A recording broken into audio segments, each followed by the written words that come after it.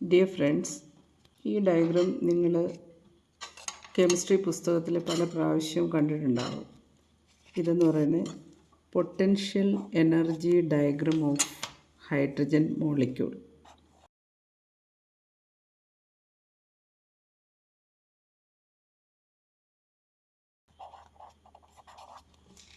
വളരെ സിമ്പിളായിട്ടുള്ള ഒരു ഡയഗ്രമാണ്. പലപ്പോഴും ഇത് പഠിക്കുന്ന കുട്ടികൾ ഇത് അങ്ങനെ ഒരു ശ്രദ്ധ കൊടുത്ത് പഠിക്കാറില്ല.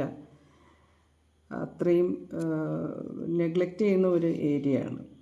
പക്ഷേ ഈ ഒരു ഡയഗ്രത്തിൽ നിന്ന് നമുക്ക് ജീവിതത്തിൽ കുറച്ച് കാര്യങ്ങൾ പഠിക്കാനുണ്ട്. ഞാൻ ഇതിന് ടൈറ്റിൽ കൊടുക്കുന്നത് ഹൈഡ്രജൻ മോളിക്യൂൾ നമ്മെ പഠിപ്പിക്കുന്നത് എന്നാണ്. എന്തുകൊണ്ടാണെന്ന് നമുക്ക് ഈ ഡിസ്കഷൻ കഴിയുമ്പോൾ മനസ്സിലാവും. അപ്പോൾ കെമിസ്ട്രി ബാക്ക്ഗ്രൗണ്ട് ഉള്ളവരും അല്ലാത്തവരുമായിട്ടുള്ള എല്ലാവരും ഈ വീഡിയോ സ്കിപ്പ് ചെയ്യാതെ കാണണമെന്നൊരു അപേക്ഷയുണ്ട്. കാരണം മനുഷ്യബന്ധങ്ങൾ എത്രത്തോളം ആകാം, എത്രമാത്രം നമുക്ക് മനുഷ്യരുമായിട്ട് അല്ലെങ്കിൽ സഹജീവികളുമായിട്ട് അടുപ്പത്തിലാകാം, അതിനപ്പുറം അടുത്തേക്ക് വന്നാൽ എന്ത് സംഭവിക്കും എന്നുള്ളത് നമുക്ക് മനസ്സിലാക്കാനായിട്ട് ഈ പാഠം നമ്മെ നന്നായി പഠിപ്പിക്കും. അപ്പോൾ നമുക്ക് കാര്യത്തിലേക്ക് വരാം. ഇവിടെ നമ്മൾ എടുക്കുന്നത് 2 ഹൈഡ്രജൻ ആറ്റത്തിൻ്റെ ബോണ്ടിങ് ആണ്. അപ്പോൾ ആദ്യം നമ്മൾ 2 ഹൈഡ്രജൻ ആറ്റം വളരെ ദൂരെ ഇരിക്കുന്നതായിട്ട് വിചാരിക്കുക. 2 ഹൈഡ്രജൻ ആറ്റം തമ്മിൽ കണ്ടിട്ട് പോലുമില്ല. ഹൈഡ്രജൻ ആറ്റത്തിന് നമുക്കറിയാം അറ്റോമിക് നമ്പർ 1 ആണ്. So 1 proton and 1 electron, that is 2 ആറ്റത്തിനും ഒരു പ്രോട്ടോണും ഒരു ഇലക്ട്രോണും.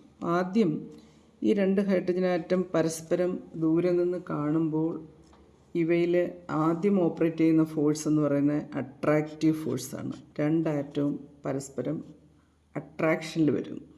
ഈ അട്രാക്റ്റീവ് ഫോഴ്സിന് കാരണം എന്താണ്? ഈ പോസിറ്റീവ് ന്യൂക്ലിയസ്, ഒരു ഹൈഡ്രജൻ ആറ്റത്തിൻ്റെ പോസിറ്റീവ് ന്യൂക്ലിയസ് രണ്ടാമത്തെ ഹൈഡ്രജൻ ആറ്റത്തിൻ്റെ നെഗറ്റീവ് ഇലക്ട്രോൺ ക്ലൗഡിനെ അട്രാക്റ്റ് ചെയ്യും. So there is an attractive force. അത് തിരിച്ചുമുണ്ടാവും. ഈ രണ്ടാമത്തെ ആറ്റത്തിൻ്റെ പോസിറ്റീവ് ന്യൂക്ലിയസ് ഈ ഇലക്ട്രോൺ ക്ലൗഡിനെ അട്രാക്റ്റ് ചെയ്യും. അപ്പോൾ അങ്ങനെ ഒരു അട്രാക്റ്റീവ് ഫോഴ്സ് ആയിരിക്കും ആദ്യം ഇത് തമ്മിൽ ഉണ്ടായിരിക്കുക. ഇങ്ങനെ അട്രാക്റ്റ് ചെയ്യുമ്പോൾ ഈ 2 പേരും വളരെ ദൂരെ ആയിരിക്കുമ്പോൾ ഇവർ തമ്മിൽ ആദ്യം ഇൻട്രാക്ഷൻ എനർജി ഇല്ല, പരസ്പരം കാണുന്നു പോലുമില്ല. അപ്പോൾ ഇൻട്രാക്ഷൻ എനർജി എന്ന് പറയുന്നത് 0 ആയിരിക്കും.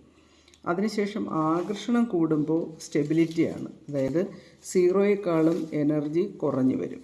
ഈ എനർജി കുറഞ്ഞു വരുന്നത് ആകർഷണത്തെ ബലപ്പെടുത്തുന്നു. അങ്ങനെ മാക്സിമം അട്രാക്ഷൻ വന്നു കഴിയുമ്പോഴത്തേക്ക് അതിൻ്റെ എനർജി ഏറ്റവും കുറവാകുന്നു. അതാണ് നമുക്കിനി ഡയഗ്രത്തിൽ നോക്കാനുള്ളത്. So when the 2 hydrogen atoms are far apart, നമ്മൾ പറഞ്ഞ ഇൻഫിനിറ്റ് ഡിസ്റ്റൻസിലായിരിക്കുമ്പോൾ അവയുടെ എനർജി 0 ആണ്. ഈ 2 ഹൈഡ്രജൻ ആറ്റം അടുത്തേക്ക് വരുമ്പോൾ അതിൻ്റെ എനർജി കുറയാൻ തുടങ്ങുന്നു. ഈ ഡിക്രീസ് ഇൻ എനർജി നമുക്ക് ഈ ഗ്രീൻ കർവിലൂടെ കാണാൻ പറ്റും. എനർജി ഡിക്രീസ് ചെയ്യുന്നു, അത് 0യേക്കാളും കുറഞ്ഞ് വരികയാണ്. അങ്ങനെ ഈ ഒരു വാല്യൂവിലെത്തുമ്പോൾ എനർജി മിനിമം ആകുകയാണ്, ഏറ്റവും കുറഞ്ഞ എനർജി അച്ചീവ് ചെയ്യുകയാണ്. അപ്പോൾ ഈ 2 ഹൈഡ്രജൻ ആറ്റവും തമ്മിലുള്ള ഡിസ്റ്റൻസാണ് നമ്മളിവിടെ എടുത്തിരിക്കുന്നത്. So this is actually the inter nuclear distance.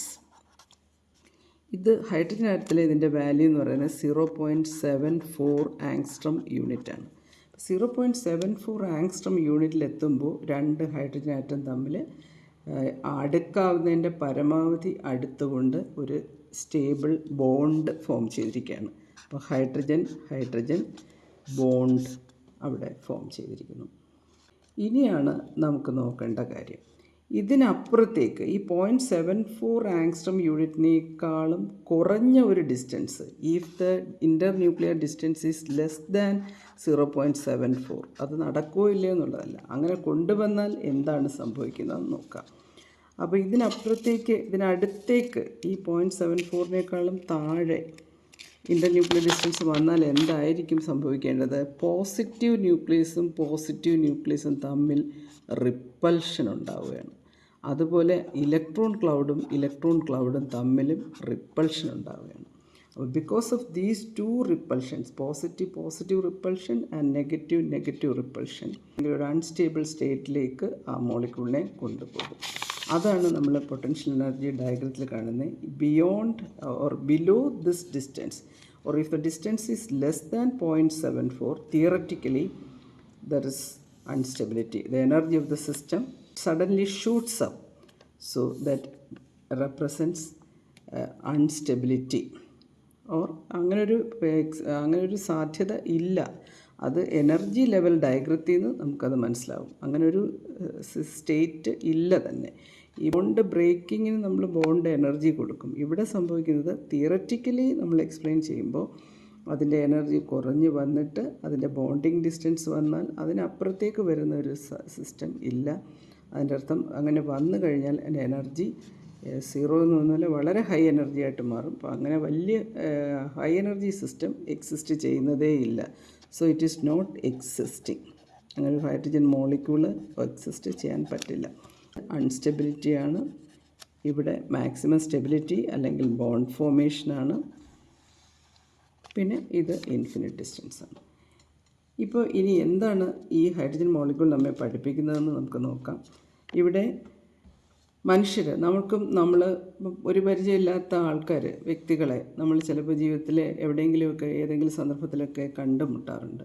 അപ്പോൾ ഇങ്ങനെ കാണുമ്പോൾ നമുക്ക് ചിലപ്പം അവർ സുഹൃത്താണോ, സന്തോഷത്തോടെ നമുക്ക് അവരുമായിട്ട് ഇടപെടാൻ കഴിയും. അങ്ങനെ നമ്മൾ അവരെ സുഹൃത്തായിട്ട് സ്വീകരിക്കും.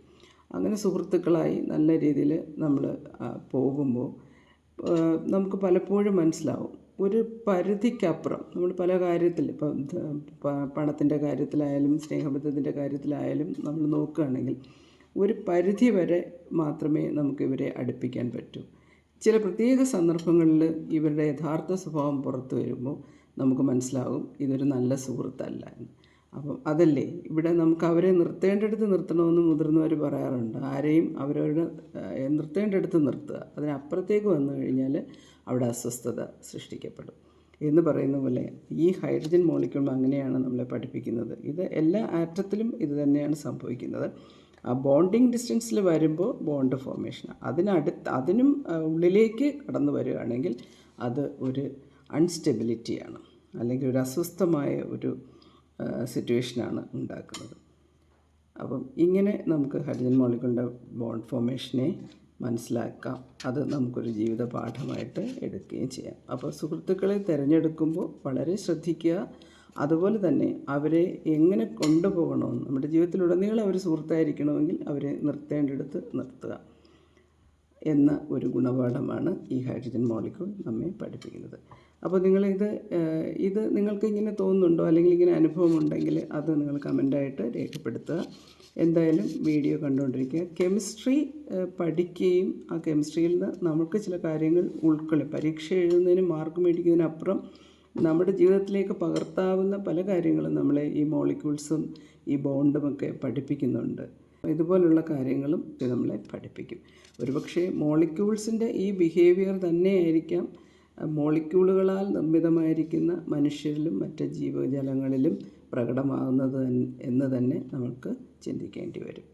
അപ്പോൾ നമുക്ക് മറ്റൊരു വീഡിയോയിൽ കാണാം. Like, share and subscribe. Okay.